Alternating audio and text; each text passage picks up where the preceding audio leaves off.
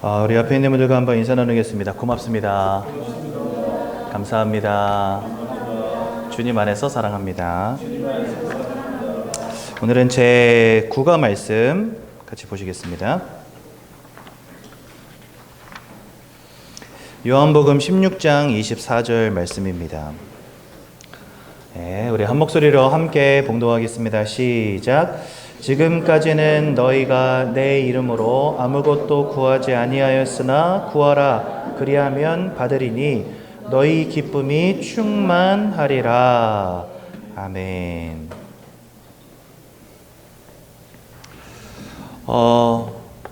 우리가 인생을 바로 이해하려면 그 인생을 살아가는 사람이 어떤 존재인지를 정확히 아는 게 중요하지 않겠습니까? 보통 세상은 사람을 두고 뭐라고 말을 하냐면 생각하는 동물이다 이렇게 표현해 놓습니다. 생각한다는 건 뭐죠? 마음과 이성을 가졌다는 겁니다. 동물이라는 건 뭡니까?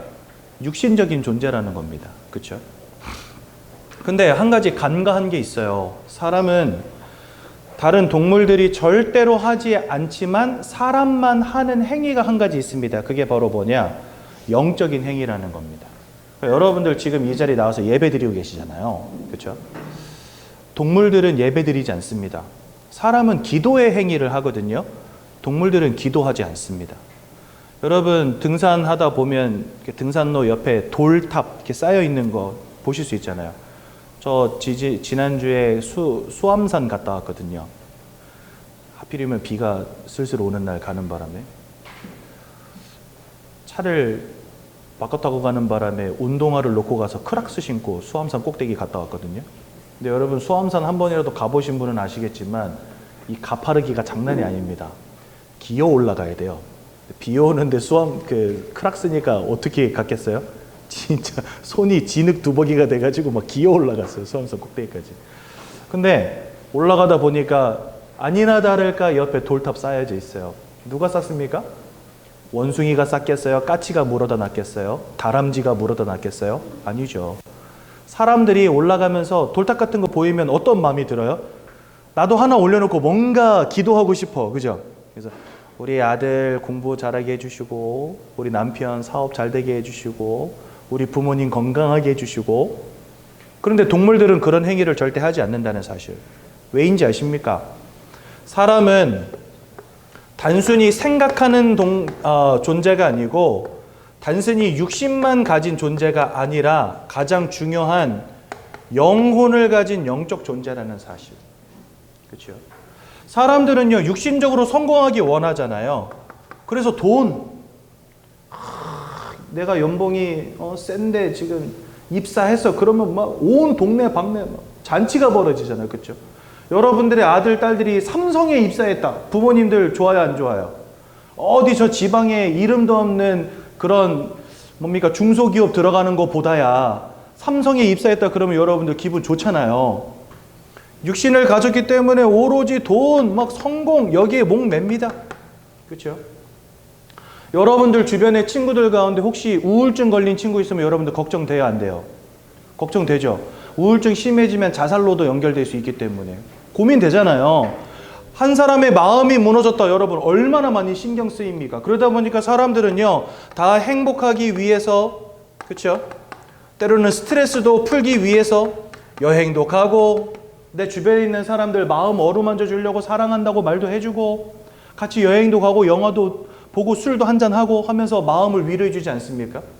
육신을 가진 존재이기 때문에 이렇게 하고 마음을 가진 존재이기 때문에 이렇게 한단 말이죠. 다 행복하려고 우리가 잘 살아가려고 하는 것들이잖아요.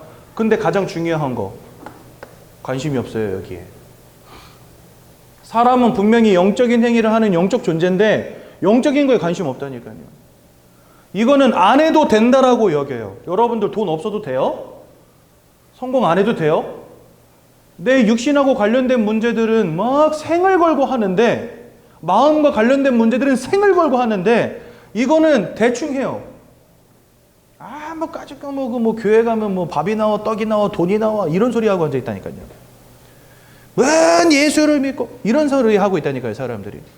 왜? 사람이 어떤 존재인지를 모르니까 하는 이야기인 거예요. 그래서 여러분들, 사람이 어떤 존재인가를 이해해야 그때서야 비로소 인생의 참 행복을 찾을 수 있는 겁니다. 내가 육신적인 것이 많이 채워졌음에도 불구하고 사람들의 마음이 무너지는 이유가 뭔지를 여러분들 한번 생각해 보시라는 거예요.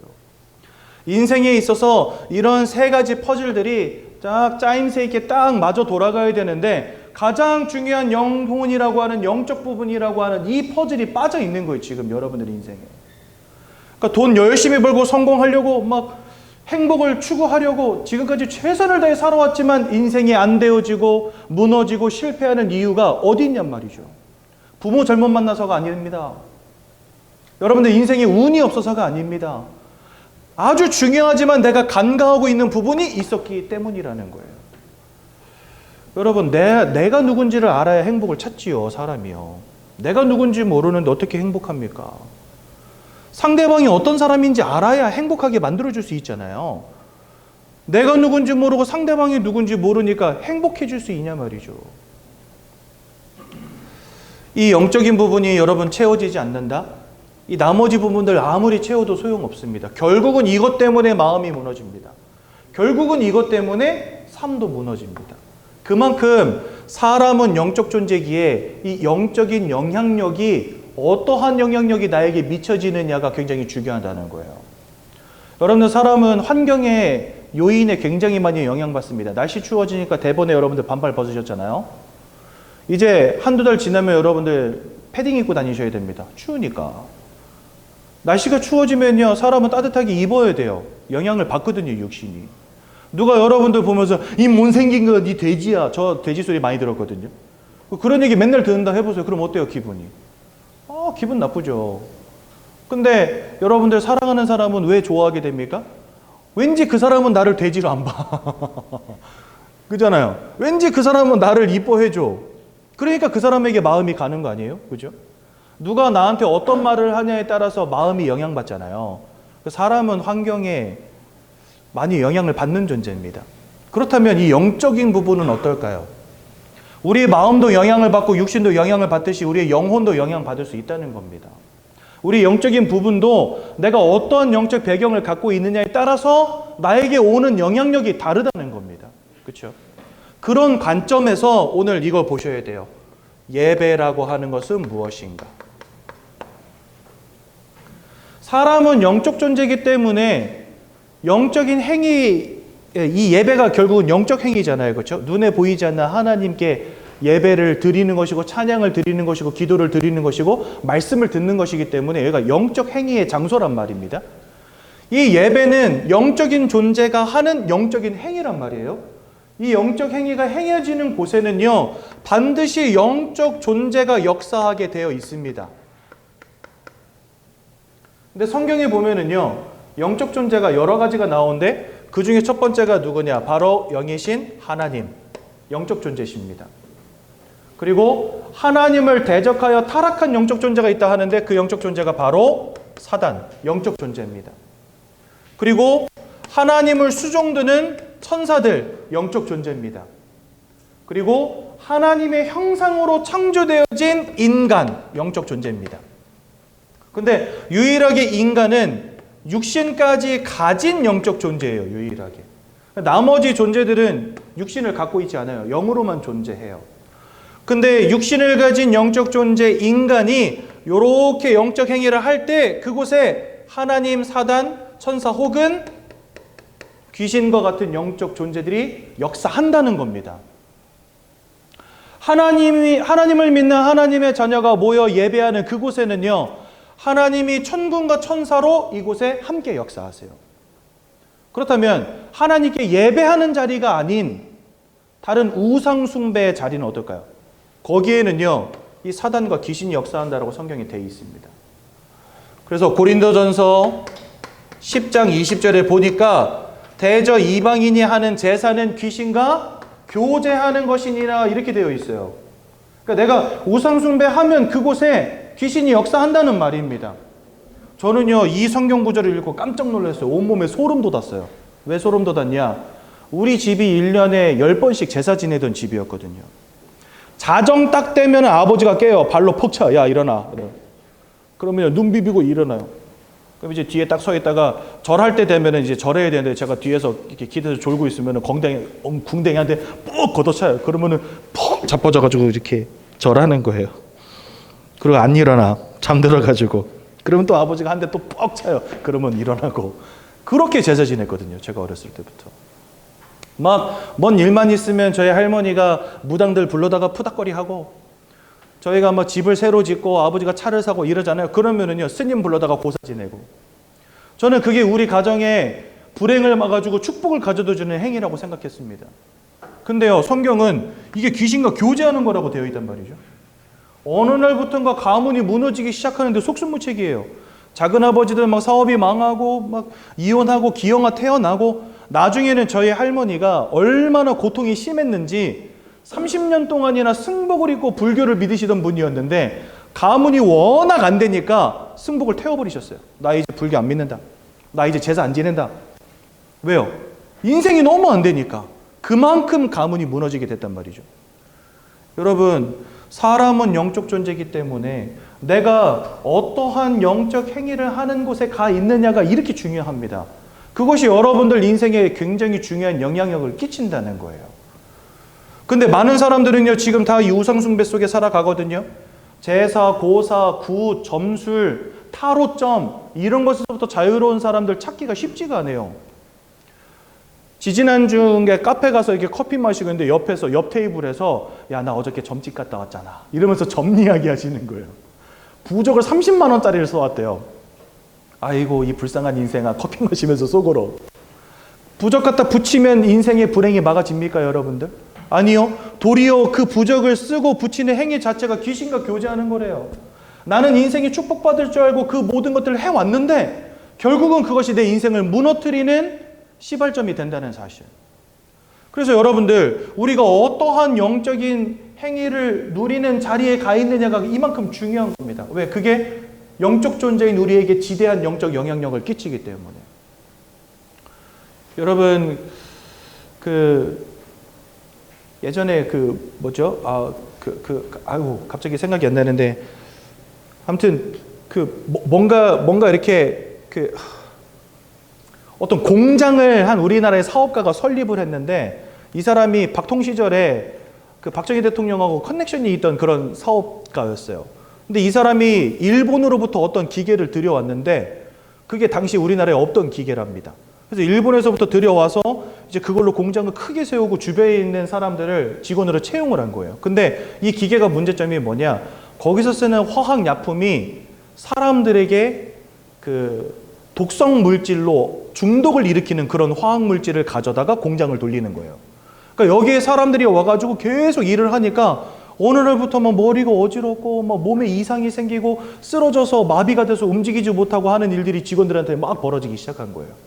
그래서 결국은 나중에 이것을 국가소송까지 가가지고 이 사람들이 보상을 받긴 했지만 그때 많은 사람들이 자살하고 죽었다고 합니다. 우리가 그렇게 계속 노출된 자리에만 가도 몸이 망가지잖아요. 마찬가지입니다, 여러분들.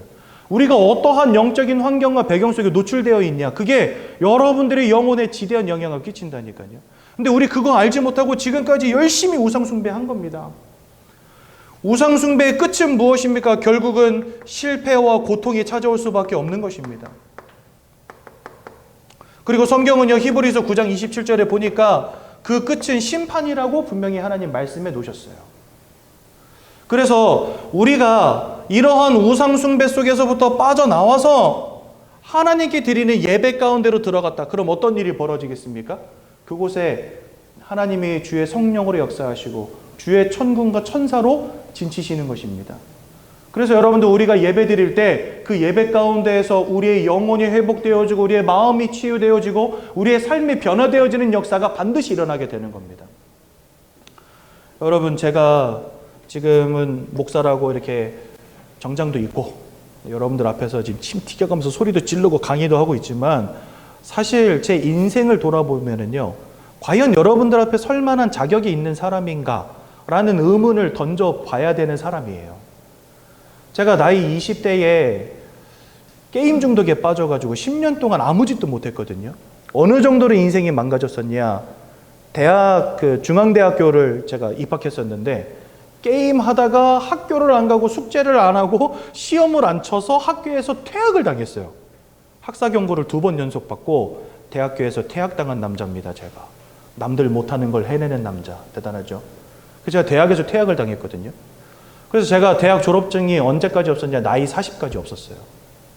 대학 졸업증을 언제 땄냐, 4년 전에 땄습니다. 신학교에서. 그러니 게임 중독에 빠져가지고 뭐 실력도 없죠, 지식도 없죠, 아무것도 할 수 없는 존재인 거예요. 할 수 있는 거라고는 진짜 몸 쓰는 일밖에 할 게 없는 그런 사람이었거든요.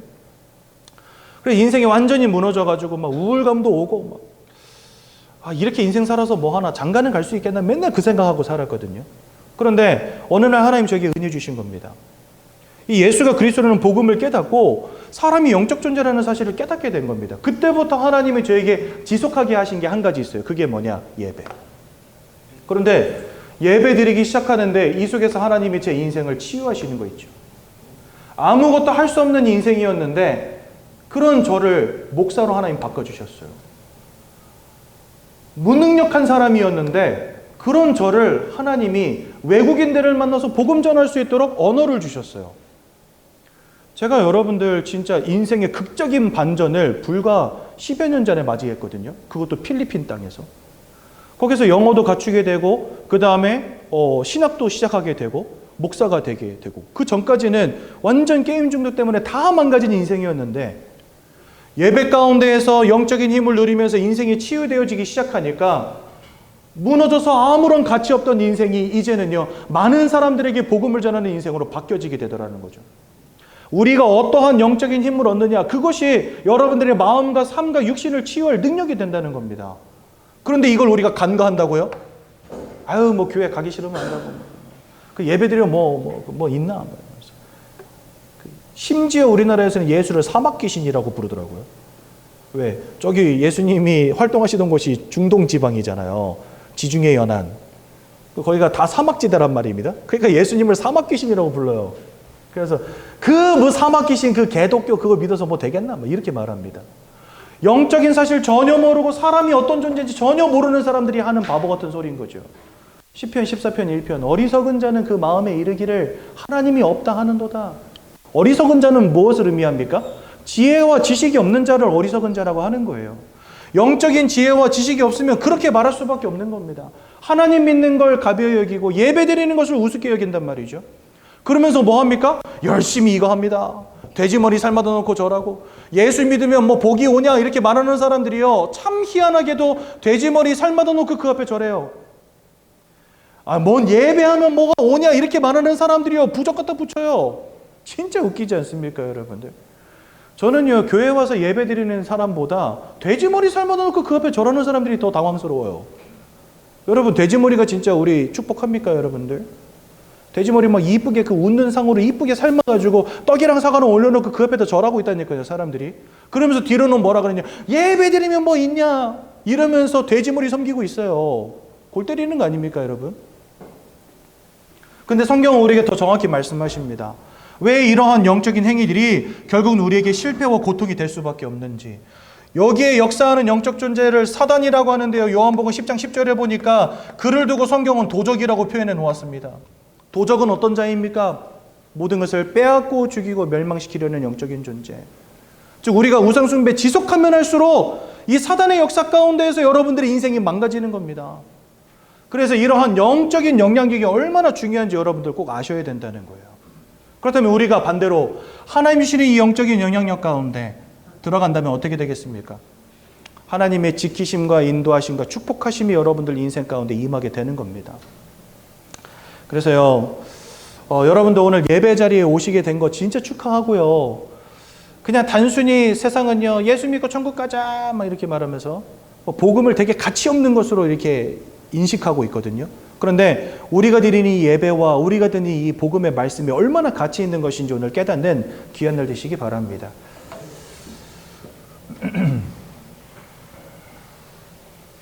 그러려면 성경이 말씀하시는 복음 메시지를 잘 이해하는 게 중요합니다. 우리가 왜 예수를 믿어야 되는지 그 이유를 알아야 될 거 아니에요, 그죠? 성경에 보니까 하나님께서 사람을 창조하셨다 이렇게 되어 있습니다. 창세기 1장 27절과 28절에 보면 잘 나와 있어요. 27절에 보니까 하나님의 형상을 따라 사람을 창조하셨다 이렇게 되어 있는데요. 그것이 바로 우리가 영적 존재인 이유입니다. 어쩌다 보니까 영적 존재가 된 게 아니고 처음부터 하나님의 형상을 따라 창조가 되었다고 성경 우리에게 말씀하세요. 그리고 창세기 2장 7절에 보면 이렇게 말씀하십니다. 하나님이 그 코에다가 생기를 불어 넣을 때 사람이 살아있는 영이 되었다, 생영이 되었다 이렇게 되어 있거든요. 그러니까 사람을 하나님이 지으실 때 하나님의 형상을 따라 지으시고 우리에게 생기를 불어 넣으셔서 그 결과로 생령이 되었다라고 성경 우리에게 말씀하세요. 즉 우리는 살아있는 영적 존재가 된 겁니다. 하나님이 그렇게 처음부터 우리를 창조하셨다는 거예요.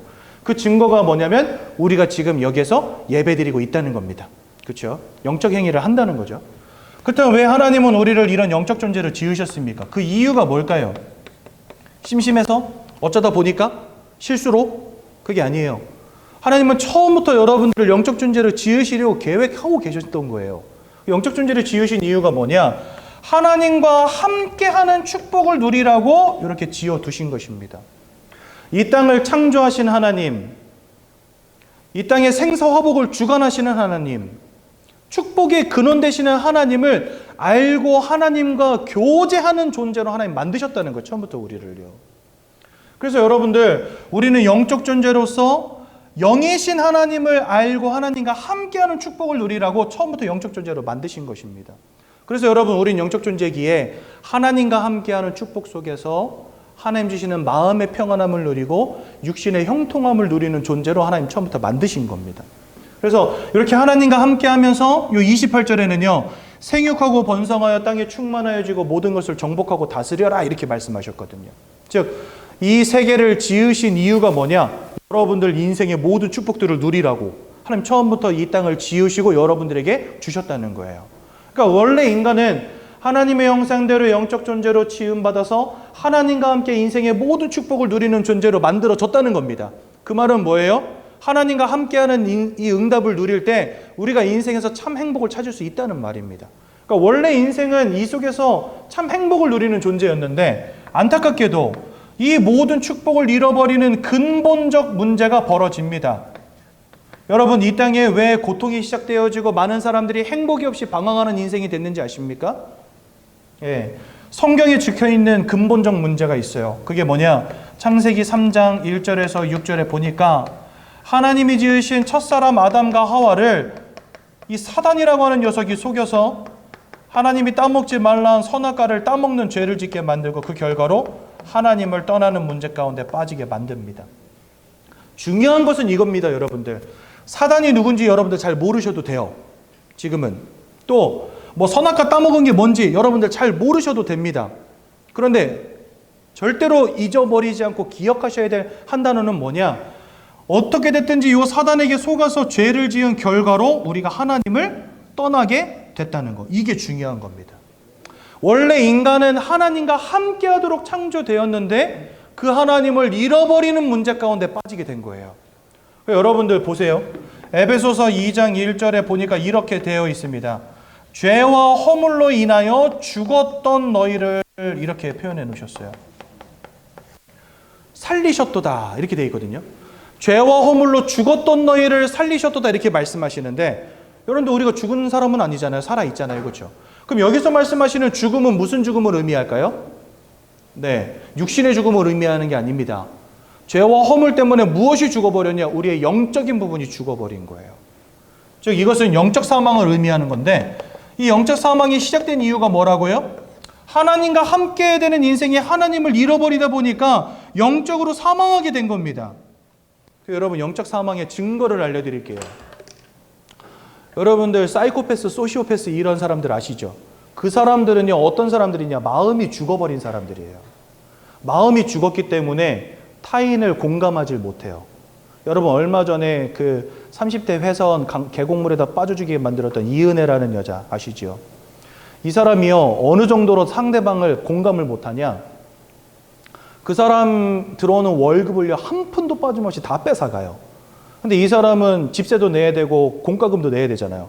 근데 이 은혜라고 하는 사람이 여행도 가야 되고 다른 남자친구도 만나야 되고 명품도 사야 되고 하니까 이 남자 월급을요 한 푼도 안 빼놓고 다 뺏어가는 거예요. 그럼 이제 이 남자는 수도 끊기지, 전기도 끊기지, 가스도 끊기지, 집세도 못 냈지 살 수가 없잖아요. 그 통화하는 내역이 나와요. 뭐라고 말하냐? 은혜야, 나 집세를 못 냈어. 30만 원만 붙여줄 수 있어? 이런 통화 내역도 있고요. 또 다른 통화 내용은요. 이은혜 씨가 막 뭐라고 합니다. 아, 그걸 내면 어떡해. 나 요번에 홍콩 가야 되는데. 막 이런 내용이에요. 그러니까 월급이 들어와서 집세 못 낸 걸 먼저 냈더니 그걸 가지고 이 여자가 막 뭐라 하는 겁니다. 그거 내면 어떡해. 나 필요하다 했잖아. 공감을 못해. 그 사람의 고통, 그 사람의 아픔, 그 사람의 현실 공감 못해요. 마음이 죽어버린 사람들. 나에게 와 있는 문제만 문제예요. 지금 당장 내가 돈이 필요하니까 너는 굶어 죽어도 그 돈은 나 줘야 되는 거예요. 마음이 죽어버린 사람. 그걸 두고 여러분 사이코패스, 소시오패스라고 하거든요. 이 사람은 마음을 가졌지만 마음이 죽은 사람이에요. 왜? 다른 사람의 고통을 이해하지 못하니까, 공감하지 못하니까. 공감 능력이 아예 결여되어 있어요. 사람을 죽이면서 고통스러워하는 그 모습을 보고 쾌감을 느낀대요. 왜? 그 고통을 공감하지 못하니까. 그게 마음이 죽어버린 겁니다. 그래서 여러분들, 우리가 영적 사망 가운데 빠진 결과가 무엇입니까? 하나님이 있는지, 사단이 있는지, 천국과 지옥이 있는지, 내가 영적 존재인지, 영적인 건 뭔지, 기도는 뭔지, 예배는 뭔지, 우상숭배는 뭔지, 뭐 귀신이 뭔지 아무것도 몰라요. 제가 현장에서 복음 전하다 보니까 귀신이 보이는 사람, 환청이 들리는 사람 너무나 많이 있거든요. 이 사람들 정신과 가가지고 상담받으면 다 뭐라고 말합니까? 허해서 잘 드시고 푹 주무시고 영적인 것을 전혀 인정하지 않습니다. 왜요? 영적으로 죽어버렸기 때문에. 근데 분명히 성경에는요, 하나님이 계심을 말씀하시고 사단이 있음을 말씀하고 계시거든요. 그리고 사람의 면면을 살펴보면 분명히 사람은 영적 존재가 맞거든요. 여러분들 운전하고 가는데 갑자기 사고가 꽉 났다. 죽을 위기에 처했다. 하나님이든 부처님이든 예수님이든 누구든지 좋으니까 나 좀 살려달라고 기도하기 시작합니다. 그게 사람이에요. 근본적으로 사람은요, 영적인 어떤 것을 찾는 그런 본질을 가지고 있다니까요. 본능을 갖고 있어요. 왜? 처음부터 그런 존재로 지어졌기 때문에. 그런데 왜 우리가 이러한 영적인 지혜 없이 영적인 것은 전혀 모른 채 살아가게 됐습니까? 그게 바로 영적 사망이라는 거예요, 여러분들. 근데 영적 사망이 시작된 이유, 하나님과 함께 되는 인생에 하나님을 잃어버린 겁니다. 근데 그것으로 끝나면 다행이었는데 더 큰 문제가 시작됩니다. 요한복음 8장 44절에 보니까 너희는 너희 아비 마귀에게서 났으니 이렇게 성경에 적혀 있어요. 여러분들의 부모님이 마귀라는 게 아닙니다. 이전에 우리는 하나님과 함께 했지만 이제는 사단 마귀에게 사로잡힌 존재가 되었다라고 성경 말씀하시는 거예요. 고린도후서 4장 4절에 보니까 이렇게 말씀하십니다. 이 세상의 신이 누굽니까? 바로 마귀입니다. 믿지 아니하는 자들의 마음을 혼미하게 하여서, 거기 보니까 한글 성경은 혼미하게 하였다 이렇게 되어 있는데 영어 성경에는요 blind라고 되어 있어요. 여러분들 블라인드가 뭐예요? 창문 가리는 거, 햇빛 못 들어오게 가리는 거 있죠. 사람의 마음에 블라인드를 친 거예요, 한마디로. 그래서 뭐 하지 못하게 만들었냐? 하나님의 형상이신 예수 그리스도의 영광의 광채를 보지 못하게 만들었다. 즉 영적으로 완전히 무지하게 만들어버린 거예요. 여러분들의 영적인 눈을 가려버린 거예요. 그래서 내가 영적 존재라는 사실도 몰라. 하나님이 계신 것과 사단과 귀신이 있다는 사실도 몰라. 왜? 영적으로 가려졌기 때문에. 사단에게, 이 귀신에게 완전히 농락당하고 있는 거죠, 지금. 우리가 하나님을 잃어버린 채 지금 이렇게 사단 마귀에게 속한 자가 된 겁니다. 요한일서 3장 8절, 죄를 짓는 자마다 마귀에게 속하였나니 이렇게 되어 있어요. 에베소서 2장 1절에서 3절, 공중 것에 잡은 자를 따랐으며 불순종의 아들들 가운데 역사하는 영을 따랐으니 본질상 진노의 자녀가 되었다 이렇게 설명하고 계십니다. 하나님과 함께했던 인생이 하나님을 잃어버린 채 이제는요 사단에게 사로잡힌 인생, 사단을 따르는 인생, 사단에 의해서 영적인 눈이 가려진 인생, 본질적으로 진노받을 수밖에 없는 인생이 되었다고 성경 말씀하세요. 이것을 두고 세상 말로 뭐라고 말하냐? 운명 사주팔자라 하는 겁니다, 여러분들. 뭔가 인생을 살펴보니까 흘러가는 길이 있는 거예요, 이게 희한하게도. 내 힘으로 내 의지로 변화가 되어지지 않는 뭔가 흘러가는 게 있는 거예요, 인생에. 그것을 두고 운명 사주팔자라 하거든요. 근데 우리가 성경의 말씀을 따라 볼 때 우리가 사단 마귀에게 붙잡힌 게 맞는데 뭔가 내가 흘러가는 길이 있다. 그 말은 뭐죠? 여러분들의 인생을 사로잡은 이 사단 마귀가 운명과 사주팔자의 주관자라는 말입니다. 나는 행복하고 싶으나, 나는 성공하고 싶으나, 뭔가 내 인생을 무너뜨리고 불행을 가져다주는 영적 존재에게 사로잡히게 되었다는 거예요. 그러니 여러분들 이 속에서 사람들 뭐 합니까? 이렇게 사로잡힌 채 그 마음과 생각이 다 무너지게 되는 겁니다. 왜 그럴까요, 여러분들? 자, 간단한 원리를 한번 생각해 보세요. 여러분들의 마음이 무너졌다. 그러면요, 사람이 인생도 힘이 빠져버려요. 심지어 마음이 무너지면 육신이 병드는 사람도 있어요. 아들을 먼저 떠나보낸 아버지가 시름시름 앓다가 돌아가시는 일이 빈번하게 일어나잖아요. 왜 그렇습니까? 마음과 육신이 서로 혼합되어 있는 존재가 사람이에요. 여러분들 마음 어디 있어요? 마음 어디 있습니까? 과학자들은 마음이 뇌로부터 시작된다 그러고, 로맨스를 즐기는 사람은 마음은 심장에 있습니다 이렇게 말을 해줘.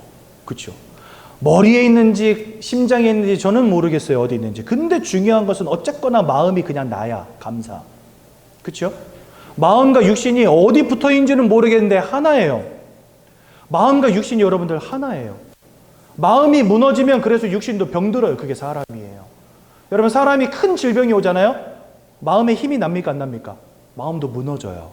왜? 마음도 나고 육신도 나기 때문에 어느 한쪽이 무너지면 힘든 거예요. 사람이 살아갈 수가 없는 거예요.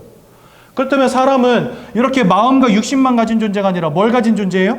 영혼을 가진 영적 존재. 여러분들이 영적 사망 가운데 빠지고 하나님을 잃어버리고 사단 마귀에게 붙잡혔다. 그 영적인 영향력이 여러분들의 마음에도 가는 겁니다. 여러분들의 육신에도 가는 겁니다.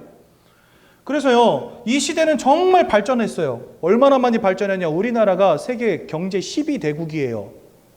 우주선을 타고 우주로 나가는 시대예요. 그렇죠?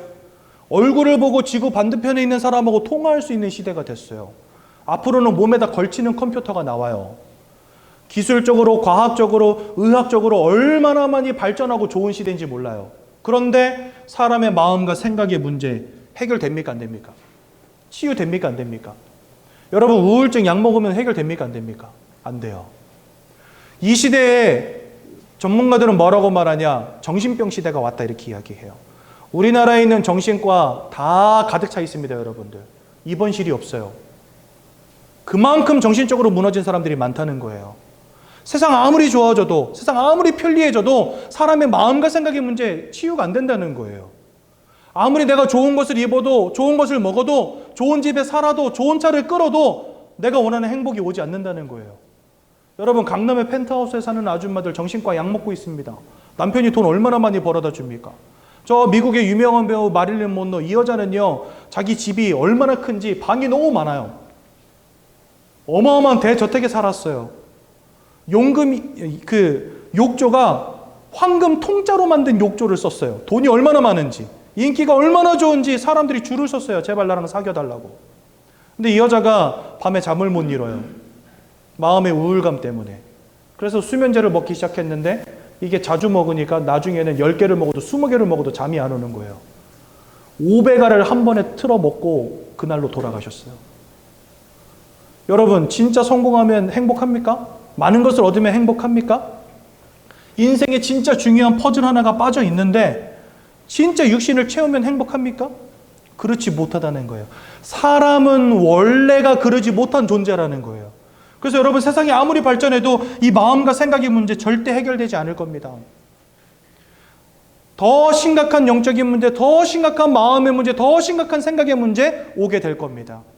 약으로 해결되어지지 않고, 사랑으로 해결되어지지 않고, 돈으로 해결되어지지 않고, 성공으로 해결되어지지 않는 마음과 생각의 문제 올 겁니다.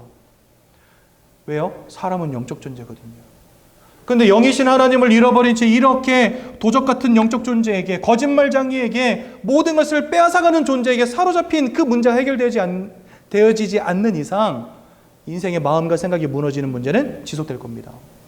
그래서 지금 여러분, 이 시대 얼마나 많은 사람들이 우울증으로, 조울증으로, 악몽으로, 환상으로, 환청으로 여러분 고통당하는지 아십니까? 귀신을 보는 사람, 귀신하고 같이 사는 사람, 귀신의 목소리를 듣는 사람 세상에 가득 찼습니다. 밤마다 가위에 눌리고 악몽에 시달리고 불면증에 시달리고 약을 먹지 않으면 두려움을 해결하지 못하는 사람들, 약을 먹지 않으면 공황장애 벗어나지 못하는 사람들 세상에 가득 찼습니다. 어째서 이렇게 마음과 생각이 다 무너졌습니까?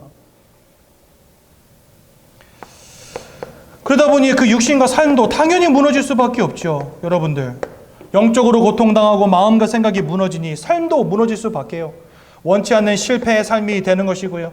원치 않는 불행의 삶이 되는 것이고요. 원치 않는 사건, 사고 속에서 살아가는 겁니다.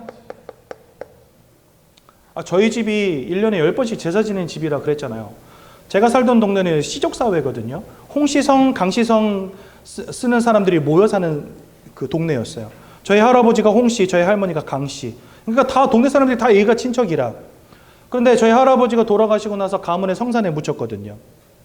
아버지랑 가끔 한 번씩 이렇게 성묘하러 가면은요, 아버지가 말해줘요. 저거 빈무덤, 저거 빈무덤, 저것도 빈무덤, 저것도 빈무덤. 할아버지 무덤으로 가는 길에 빈무덤이 한 5-6개 돼요. 그 아버지 왜 다 빈무덤이야? 물어보니까 다 가문의 장손들인 거예요. 다 가문의 장손들인데 객지에서 객사한 거예요. 언제 죽었는지도 모르고 왜 죽었는지도 모르고 시신도 못 찾아. 실종이 1년간 지속되면 여러분들 사망 처리되는 거 아시죠? 1년 동안 연락이 안 돼. 실종 신고는 했는데 아무런 생활 반응이 없어. 여러분 생활 반응이 뭔지 아시죠? 핸드폰을 쓴다든지 카드를 쓴다든지. 그러니까 1년 동안 생활 반응이 없이 실종 상태가 지속되면 나중에 사망 처리가 돼요. 그 여러분 일단 왜 죽었는지도 모르고 시신도 못 찾았지만 사람이 죽었으니까 장례는 치러야 되잖아요. 죄송합니다. 그래서 장례는 치러놨는데 무덤은 다 비어 있는 거예요. 여러분 가문의 장손들이면 누굽니까? 앞으로 다음 때 제사 지낼 사람들이잖아요. 그렇죠?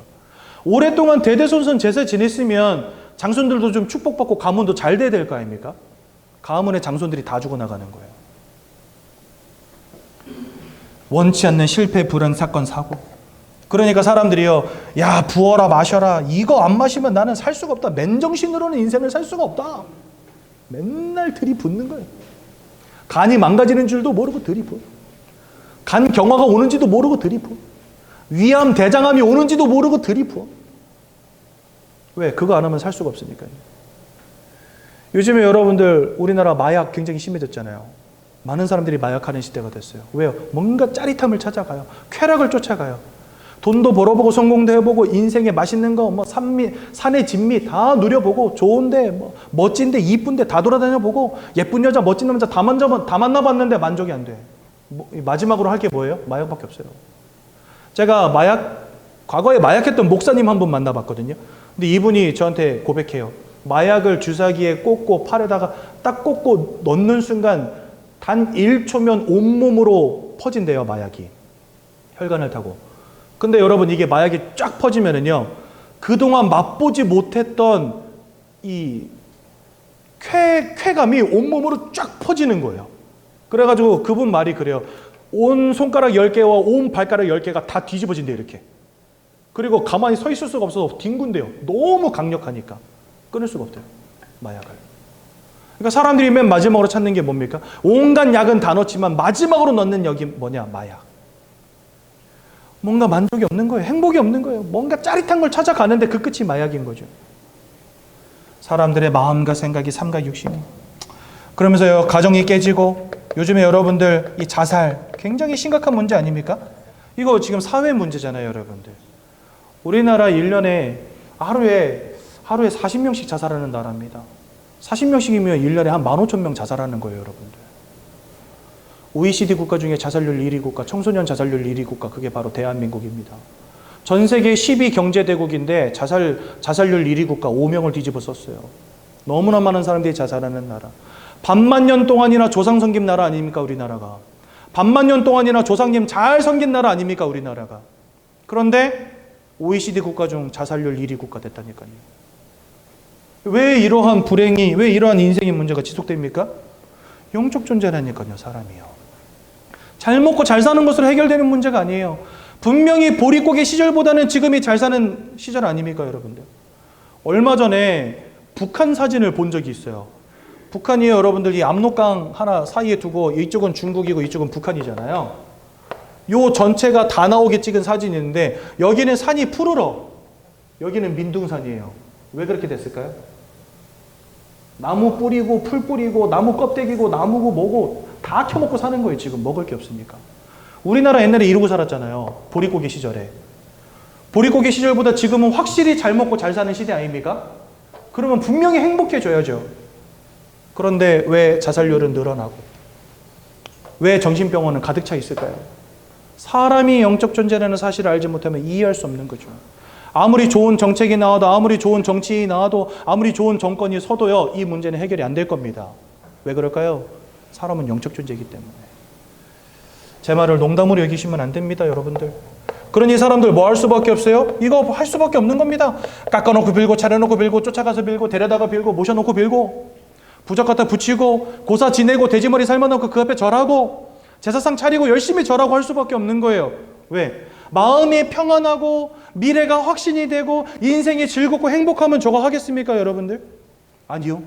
두려우니까, 걱정되니까, 미래가 어찌 될지 모르니까, 어떤 문제가 올지 모르니까, 없는 사람은 없어도 걱정, 있는 사람은 잃어버릴까 봐 걱정, 남편이 잘못될까 걱정, 아들이 잘못될까 걱정. 사람들이 이거 안 할 수밖에 없어요. 왜? 그 마음속에 두려움이 가득 차 있거든요.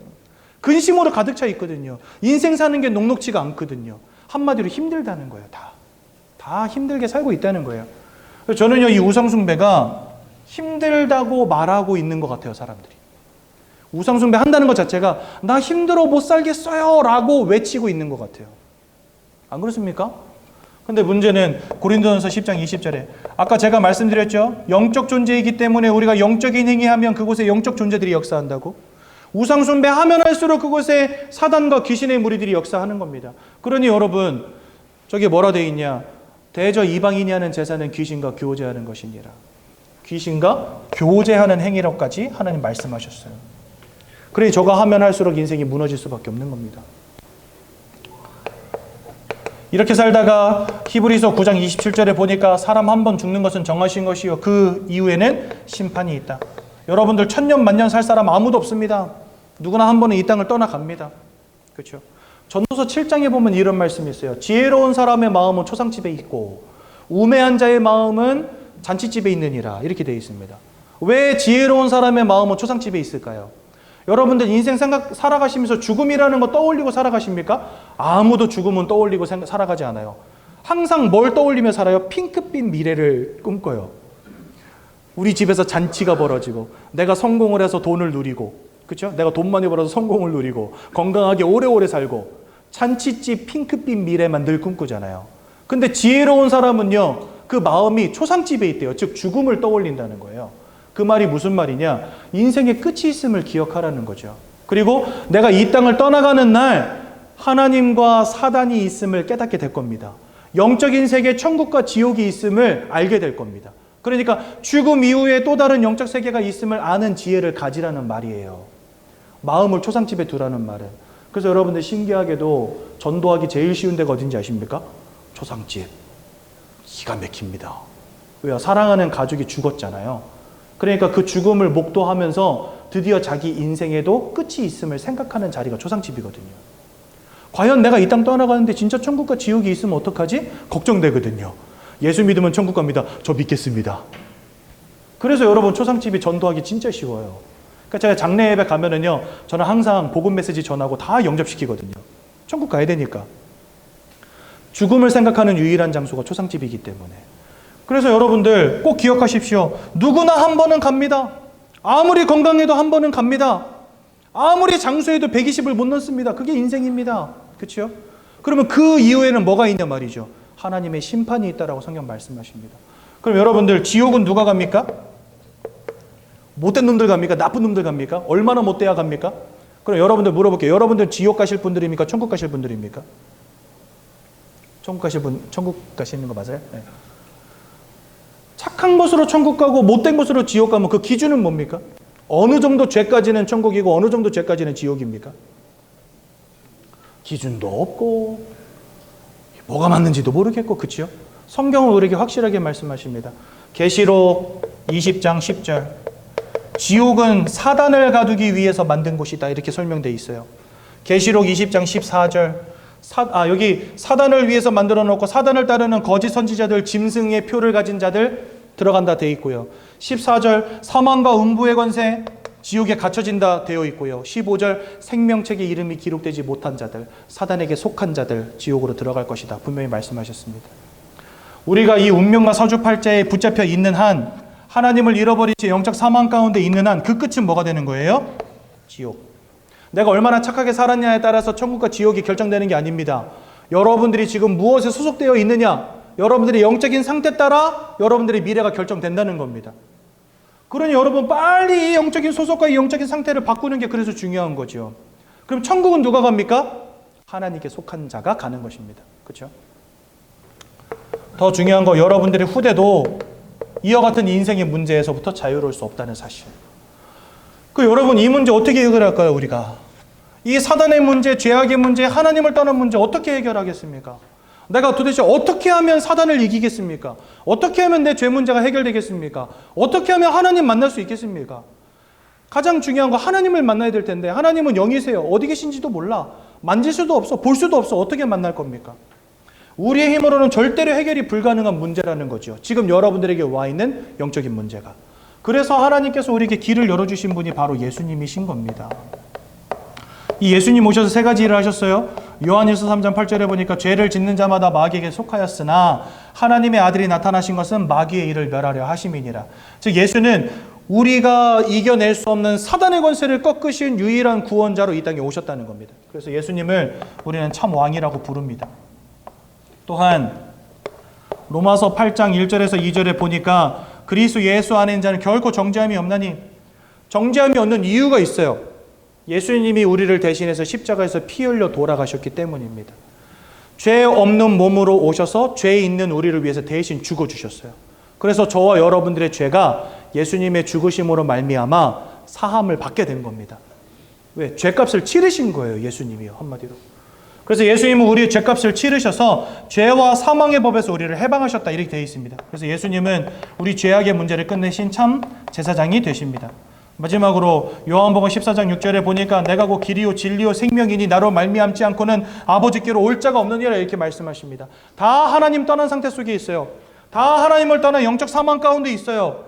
하나님을 만나야 살아날 텐데 하나님 만날 방법이 없단 말이죠. 그래서 예수를 통해서 하나님 만나도록 예수님이 길을 열어주신 것입니다. 그래서 예수님은 하나님을 만나는 유일한 길, 참 선지자가 되신 것입니다. 2000년 전에 예수님이 이 땅에 사람의 몸을 입고 오셔서 십자가에 못 박혀 죽으시고 부활하심으로 이 모든 인생의 근본적 문제를 끝내셨습니다. 그래서 우리는 예수님 누구라 부릅니까? 그리스도라고 부르는 것입니다. 한 번이라도 교회 가보신 분들은 예수 그리스도라는 말 들어보셨을 거예요. 그리스도라는 말의 의미가 바로 이겁니다. 왕, 제사장, 선지자로서 사단의 문제, 죄악의 문제, 하나님 떠난 문제를 끝내신 이를 바로 그리스도라고 부릅니다. 그 예수 그리스도가 우리 인생의 생명으로 임하실 때 우리가 구원받게 되고 하나님을 만나게 되는 것입니다. 그것을 우리는 영접이라고 하거든요. 그래서 여러분들 여기 책 15페이지 보시면 영접 기도문이 잘 나와 있습니다. 우리 이 시간에 마음속에 예수님을 영접하는 기도를 함께 올려드리겠습니다. 우리가 예수를 영접할 때 이 운명과 사주팔자에서 빠져나와서 다시 하나님을 만나게 되는 것입니다. 즉 여러분들의 영적인 신분, 여러분들의 영적인 소속이 바뀌어지게 되는 것입니다. 이 시간 예수님을 마음속에 영접하여 하나님의 자녀 되어지는 놀라운 축복 누리시기 바랍니다. 제가 먼저 기도할 때 저의 기도를 따라서 함께 기도하시면 되겠습니다. 사랑의 하나님, 이제 나는 죄인인 것을 깨닫고 회개합니다. 지금까지 하나님을 떠나 사단의 지배 아래 묶여 종노릇하며 살았습니다. 그러나 예수님이 저를 위하여 십자가에서 죽으시고 3일 만에 부활하신 그리스도이심을 믿습니다. 예수 그리스도께서 하나님을 만나는 유일한 길이 되시며 사탄의 권세를 꺾으시고 모든 죄와 저주와 재앙에서 나를 해방하신 그리스도 되심을 믿습니다. 지금 이 순간 내 마음의 문을 열고 예수님을 나의 구주로 나의 주인으로 내 마음에 영접합니다. 나를 구원해 주심을 감사드립니다. 앞으로 하나님의 말씀과 뜻대로 살겠습니다. 지금부터 일평생을 세밀히 인도해 주옵소서. 예수 그리스도 이름으로 기도합니다. 아멘. 우리 구가 말씀 간단하게 확인하겠습니다. 응답과 함께하는 삶. 불신자의 기도가 응답되는 이유가 무엇입니까? 기도는 영적인 행위이기 때문에 그렇습니다. 그러니까 영적 존재인 우리가 영적 행위를 하면 그곳에 영적인 역사가 나타난다는 거예요. 그러니까 모든 종교는 모두 기도문이나 기도의 행위를 하는데 돌이나 나무에 절하는데도 응답이 오고요. 종이 그림 사진을 놓고 기도하는데 응답이 오고요. 심지어 동물에게 절하는데 응답이 옵니다. 왜냐하면 응답을 주는 자가 있습니다. 그게 바로 사단이죠. 그런데 이 사단은요, 성경에 보니까 도적, 천하를 꿰는 자, 살인자, 거짓말장이 광명의 천사로 가장한다 되어 있습니다. 즉 한마디로 말해서 사기꾼이라는 거예요.